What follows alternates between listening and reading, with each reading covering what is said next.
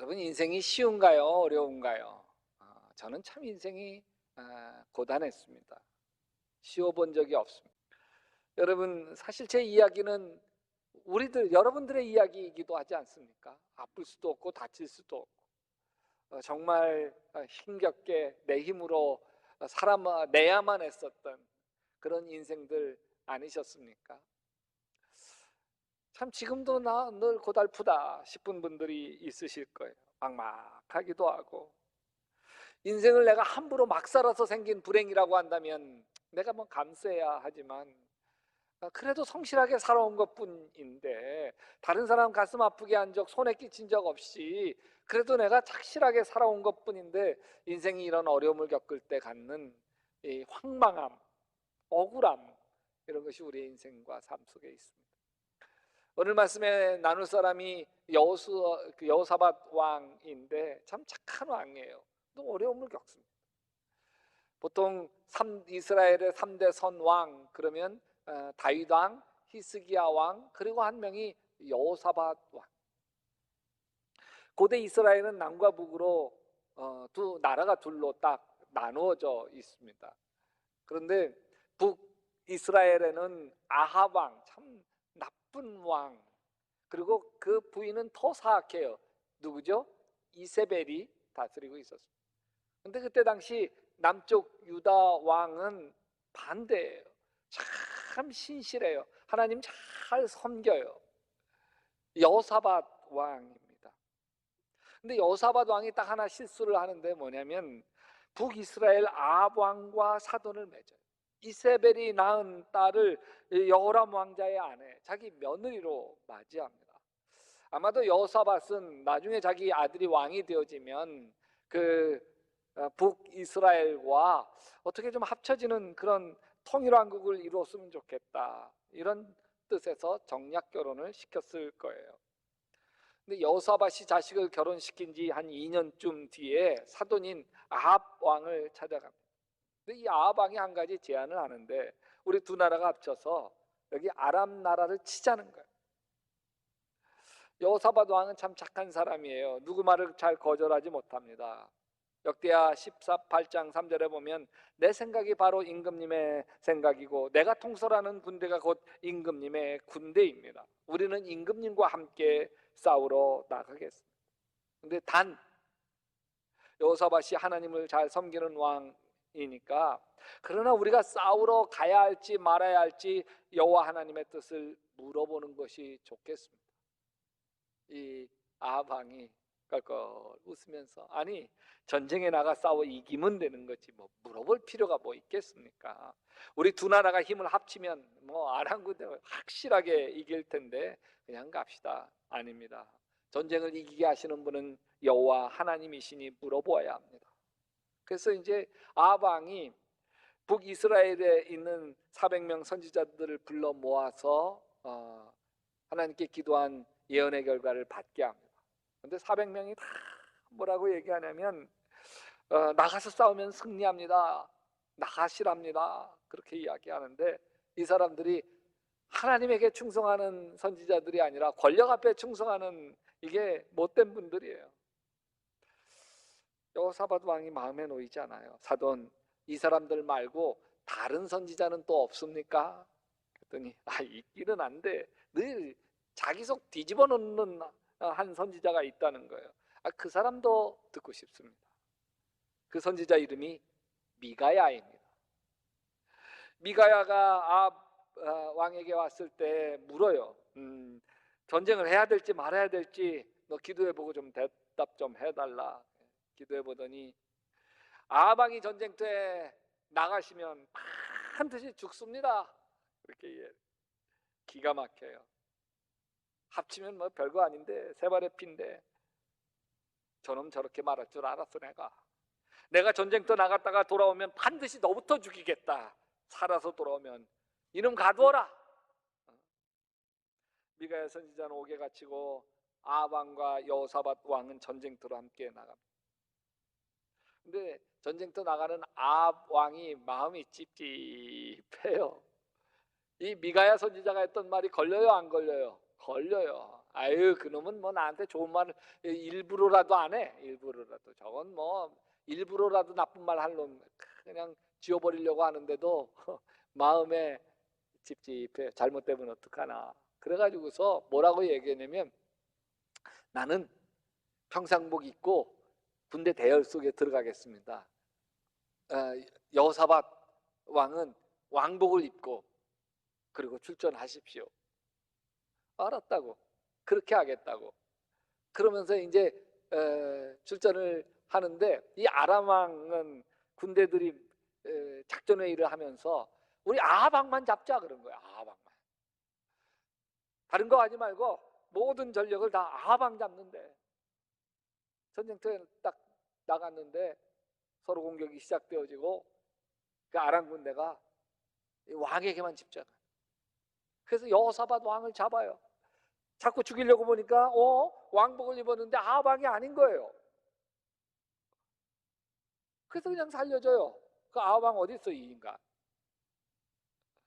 근데 아합 왕은 평상복 입고 숨어 들어가 있는데, 이 아람 군대에서 그냥 활을 어쩌다가 당겨가지고 휙 쏘았는데, 야, 그 화살이 그냥 아합 왕을 정통으로 맞히는 거예요. 어쩌다 쏜 화살이.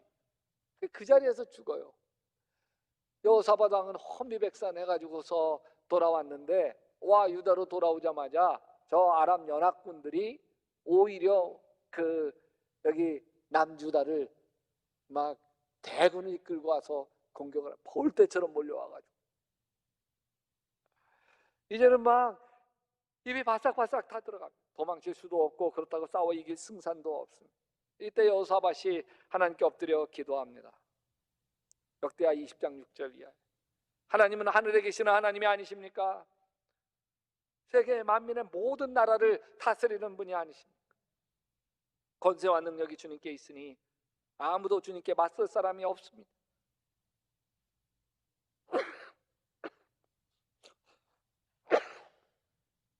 이렇게 기침하면 큰일 나요.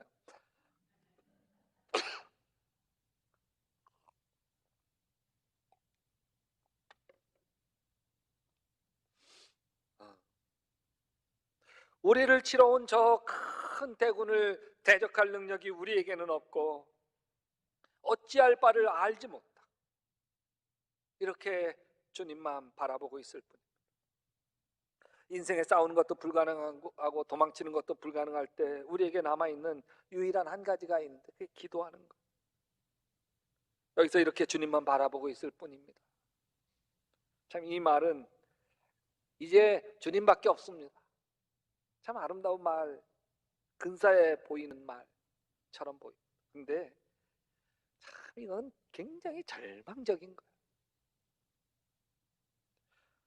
제 동생이 암 재발했을 때 이제 병원에서 더 이상 해줄 게 없다고 돌아가라는 거, 집으로 데려가라는 거. 그때 진짜 의지할 데가 하나님밖에 없더라. 그때 깨달았어. 의지할 데가 하나님밖에 없는 건 가장 고통스러운 자리이고, 항암제라도 있어야죠.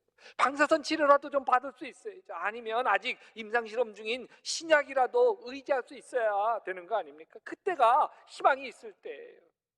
그렇지만 이렇게 주님만 바라볼 뿐 아무 희망이 없는 거예요. 역대하 20장 12절에 우리를 치러 온 저 큰 대군을 대적할 능력이 우리에게는 없고 어찌할 바를 알지 못하고 이렇게 주님만 바라보고 있을 뿐입니다. 내 몸을 공격하는 저 암덩어리는 대적할 능력이 나에게 없고 의사도 어찌할 바를 모르고 나는 주님만 바라볼 뿐입니다. 이 부부의 갈등은 해결할 기미가 보이지 아니하고 나도 이미 이젠 다 포기하고 싶고 이제 어찌할 바를 알지 못하겠고 주님만 바라보고 있습니다. 이제 자식도, 저 속썩이는 자식도 내가 어찌할 바를 알지 못하고 이렇게 주님만 바라보고 있습니다. 이제 이 사업도 내가 더 이상 어찌할 바를 알지 못하고 내가 주님만 바라보고 있습니다. 얼마 전 물건을 정리하는데 제 딸 어렸을 때 9살 때 이 일기장이 보이더라고요. 그걸 뒤적거리는데 감기가 걸려서 몸이 아팠다. 열도 나고 밥맛도 없었다. 그래서 하나님께 기도했다. 하나님, 나 낫게 해주세요. 기도하고 잠을 잤는데 아침에 깨끗하게 나았다. 참 신기하다. 기도는 요술쟁이인가 보다. 그러면서 그 마지막 말이 마음에 쑥 들어오더라고요. 그 마지막 말이 뭐냐면 기도야 고맙다. 기도야 고맙다. 그 말이 맞더라고요. 아무것도 할 수 없는데 단 한 가지 남아있더라고요. 뭐요? 기도요. 기도. 아무 희망이 없는데 한 가지 희망이 남아있더라고요. 기도요. 그러니까 기도가 얼마나 고맙습니까? 기도하면요 문제가 작아. 엄청난 불행이 우리 인생의 쓰나미처럼 밀려올 때 우리 눈엔 오직 그 고통밖에 보이지 않죠. 이렇게 문제의 압도가 되면 첫째는 자꾸 남을 원망하게 돼요. 저 인간 만나서. 둘째는 자신을 자책하게 돼요. 이 바보 같은 놈아. 그러면서 셋째는 어려움 속에 좌절하고 무너지고 막. 엘리야가 그랬어. 이세벨이 자신을 죽이려고 하자 광야로 도망가서 로뎀나무 아래서 죽여달라고 이제 나 혼자뿐이라고 하나님께 한탄하며 기도합니다. 그때 하나님이 이렇게 말씀하셔요. 내가 이스라엘 가운데서 7,000명을 남기리니 다 바알에게 무릎 꿇지 아니하고 다 바알에게 입 맞추지 아니한 자니라. 기도하기 전에는 나 혼자뿐이에요. 되는 일 하나도 없고 불행한 사람입니다. 그런데 기도하면 문제가 작아 보여요. 별거 아니에요. 이지선 양 온몸에 화상당한 게 얼마나 큰 불행입니까? 기도하니까 그것조차도 작아 보이는 거예요. 왜 이렇게 작아 보이는 줄 아세요? 문제가 하나님이 보이기 때문에 그래요. 우리는 메뚜기입니다. 근데 하나님이 보이면 저들에게는 하나님이 떠나고 우리에게는 하나님이 함께 하시니 저들은 우리의 밥입니다. 기도하면 안 보이던 하나님이 보이기 시작합니다. 기도는 고난 속에서 나와 함께 하시는 하나님을 바라보게 합니다. 고난의 먹구름이 제 인생 전체를 그늘지게 만들지만 기도는 그 먹구름 너머에 아직도 찬란하게 빛나는 태양 하나님을 보게 만드는 거예요. 바울이 고린도후서 4장 8절에 우리가 사방으로 우겨쌈을 당하여도 쌓이지 아니하며 답답한 일을 당하여도 낙심하지 아니한다. 왜? 하나님이 함께 하시니까. 기도하는 사람은 우겨쌈을 당해도 쌓이지 않습니다. 왜? 고통 가운데서도 우리를 지키시고 인도하시기 때문에 그렇습니다. 여호사밧 왕은 하나님을 찾기 위해 그 얼굴을 하나님에게로 향합니다. 그리고 여러분 이렇게 기도하게 되면 자기 자신을 보게 됩니다. 나는 아무것도 아니구나.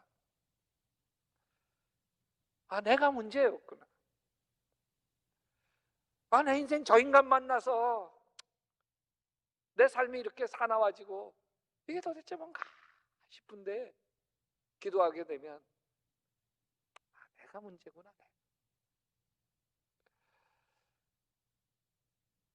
저런 자식이 어떻게 태어나가지고서 이 속을 이렇게 나 싶은데 기도하고 나면 내가 문제구나. 역대하 20장 3절에 여호사밧이 두려워하여 여호와께 낯을 향하여 간구하고 온 유다 백성에게 무엇을 공포하냐면 금식해라. 여러분 금식은 내 안에 있는 자아를 깨뜨립니다. 욕심도 비워내게 하고 혈기도 비워내고 내 힘으로 하던 모든 것들을 다 비우게 만들어줍니다. 대신 금식이 우리 영혼에 겸손을 부어줍니다. 내 힘으로 의지하던 것들을 깨뜨리고 전적으로 하나님을 의지하게 만들어. 그래서 우리의 시선을 하나님께 고정시켜줘. 그래, 하나님이 나를 도우시지. 하나님이 우리 아버지시지. 여러분 기도하기 전에는요 가만히 보세요. 하나님이 내 아저씨예요. 하나님 아저씨. 근데 기도하면 하나님이 내 아버지가 돼요. 예레미야서 29장 11절에 너희를 두고 계획하고 있는 일들은 오직 나만 알고 있다. 내가 너희를 두고 계획하는 일들은 재앙이 아니라 번영이다. 너희에게 미래에 대한 희망을 주려는 거다. 나 주의 말이다.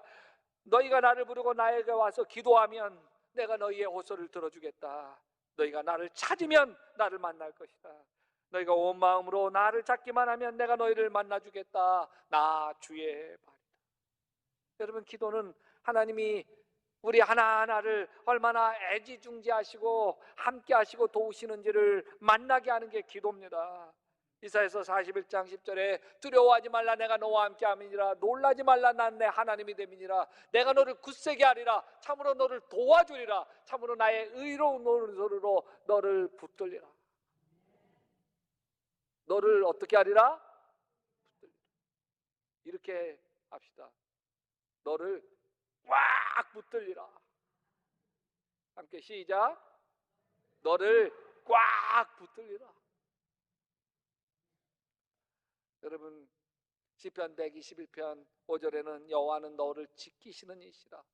여호와께서 내 우편에 내 그늘이 되시나니 낮에 해가 너를 상하게 하지 아니하며 밤에 달도 너를 해치지 아니하며 여호와께서 너를 지켜 모든 환난을 면하게 하시며 또 내 영혼을 지키시리로다. 여호와께서 너의 출입을 지금부터 영원까지 지키시리로다.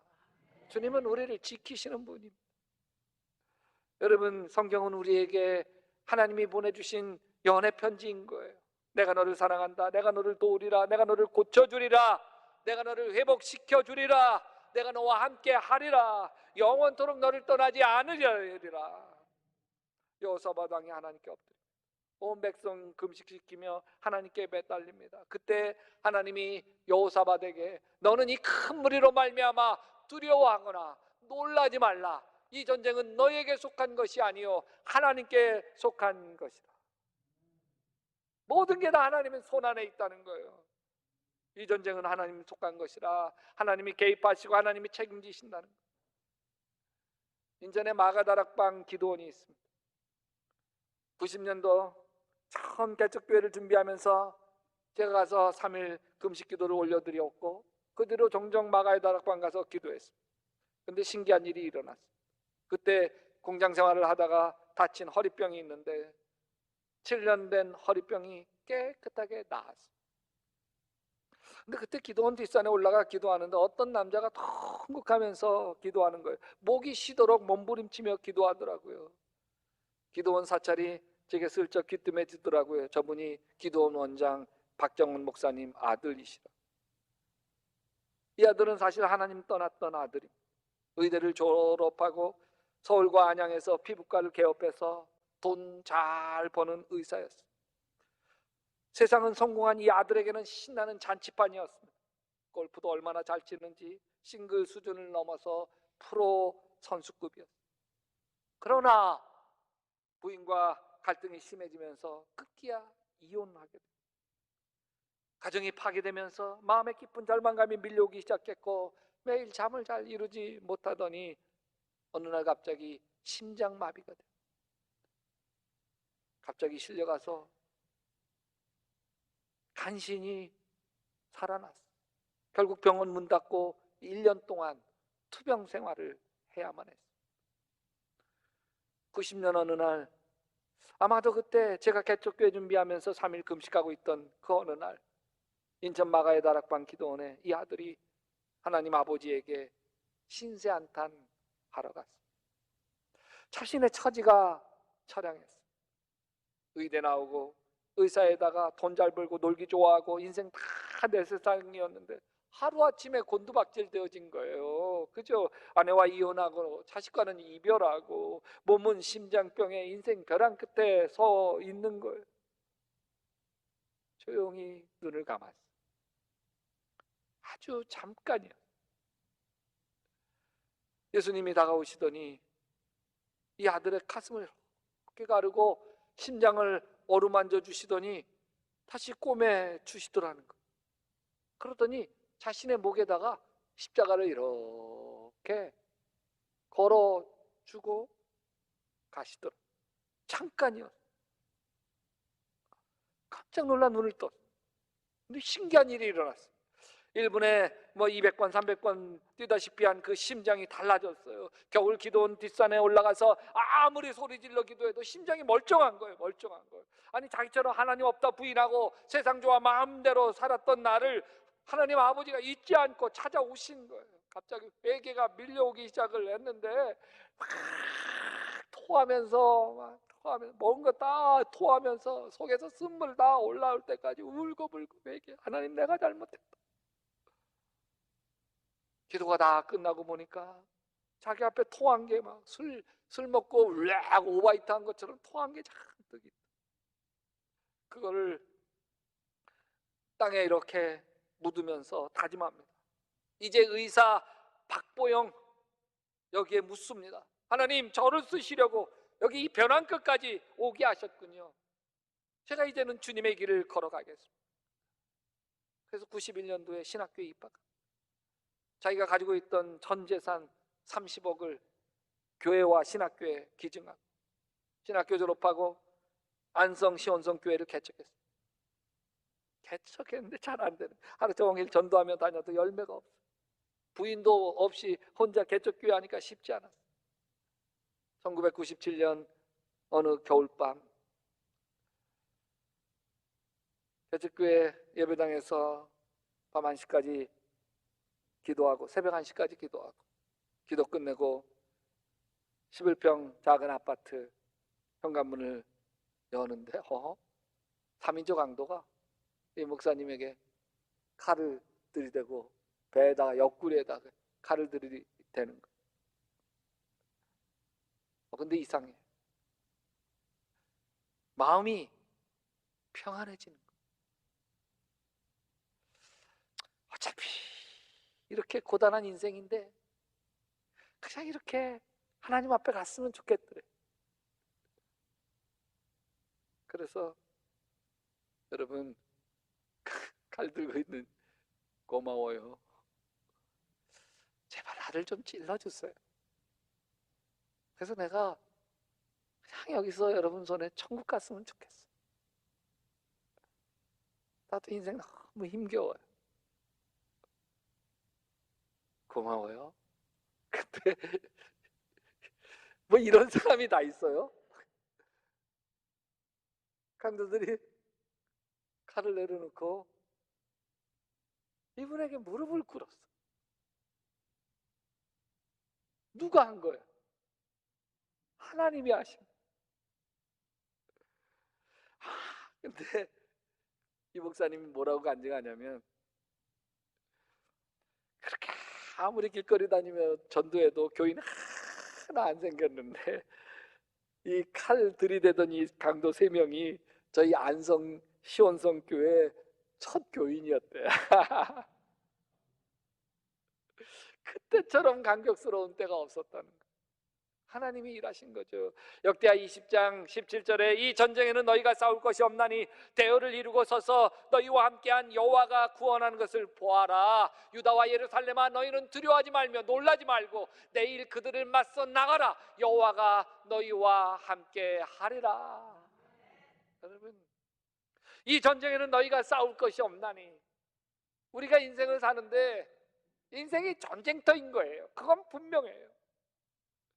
근데 이 전쟁이 없는 게 아니고요, 고난이 없는 게 아니고요, 문제가 없는 게 아니고요, 코로나가 없는 게 아니에요. 우리 인생 어차피 우리의 삶은 전쟁터와 같은 삶을 사는 건 분명합니다.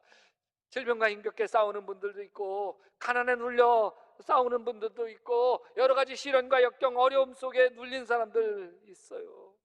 근데 하나님께서 오늘 말씀을 통해서 이렇게 약속해요. 하나님이 대신 싸워주리라. 이 코로나 전쟁터 같은데 이건 너희가 하는 게 아니라 나 하나님이 맡아서 하는 것이다. 하나님이 일하신 거 여러분 바라볼 수 있게 되시기를 바랍니다. 우리는 혼자가 아닙니다. 눈물겨운 인생을 살고 있어도 나 혼자 아니구나. 우리 등 뒤에서 나를 도우시고 나와 함께 하시는 주님을 여러분 붙들 수 있게 되시기를 주님의 이름으로 축원합니다.